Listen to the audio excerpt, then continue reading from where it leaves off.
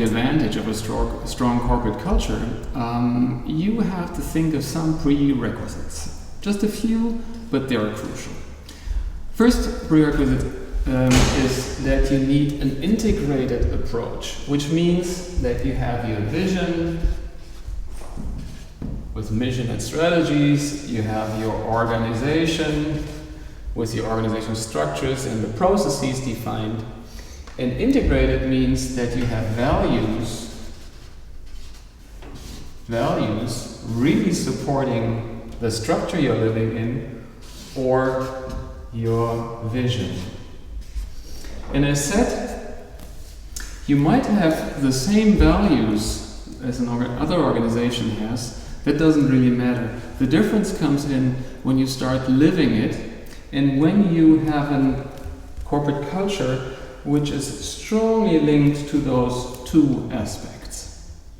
Like, if you have a matrix organization where you have business units in different countries, for example, communication is key.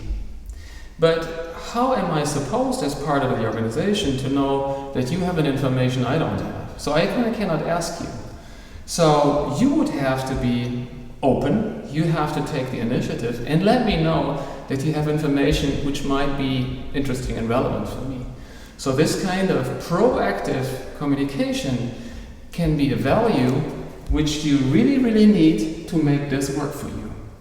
And you have this correlation between a lot of aspects. As we talked about innovation earlier, this kind of risk-taking culture is important if you strive for innovation and if you strive for change and all that other stuff. You create a set of values which are relevant for you. So one prerequisite is the integration of these three aspects.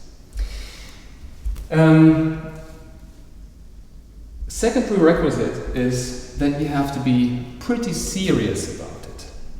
Because having a corporate culture doesn't mean that everyone lives up to it. And as it is a key success factor, you want to make sure that you are living that, or that the organization is living up to those standards. So let's imagine that you have an organization like this. So here is your success, and here is conformity to your values and your corporate culture. So you can think of a few cases for here. You might have somebody who is complying to the rules and who is really successful, which is cool. So he would be in this quadrant and you are happy. Everything is okay. Now you might have people who are here, yeah?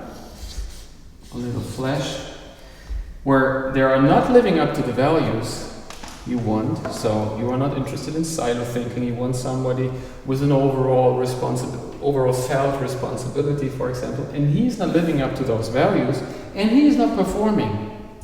And maybe you want to invite that person to work for another company because, you know, this is a huge problem in your organization. You want to get rid of that. Now we have two other interesting cases.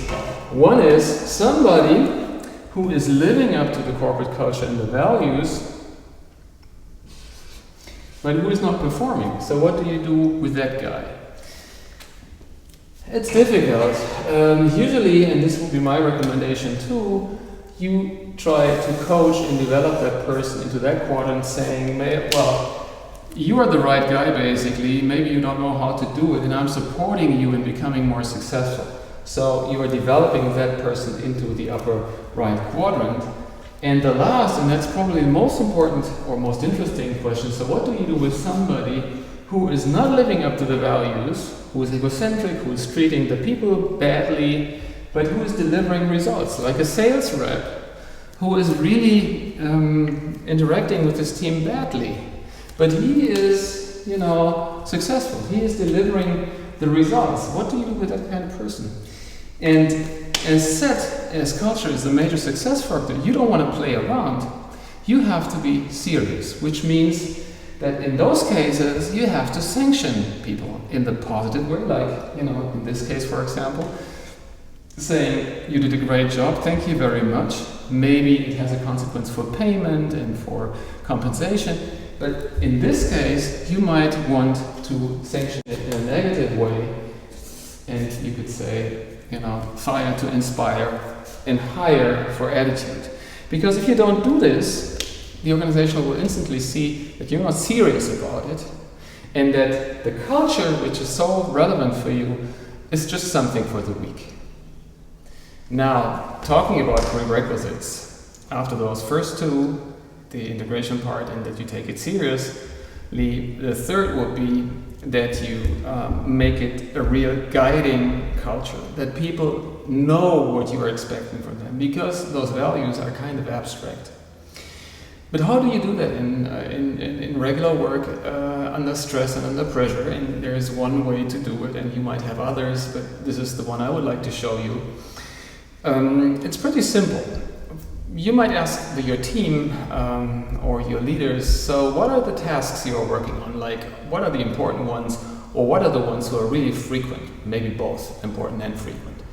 And then you could start a discussion with them, asking, so how would this conference, or this budget meeting, or this conflict resolution meeting, how would that look like if it would really live the values we signed up for? And you would get a description on how the budget process looked like if everyone would play win-win, and if everyone would be open, and if everyone would say what's on their mind. And then you could say, well, so how does it look today? And with that description, you create a kind of a gap. And third step then would be to say, okay, how can we together start to close that gap? And then suddenly people realize that corporate culture is not something HR has to implement or something which the leadership team has to do.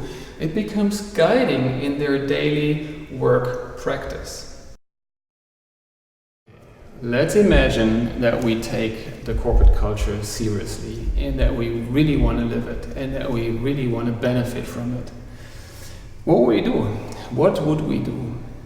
We would probably control it, like we control our logistics, like we control our sales, like we control our bank accounts.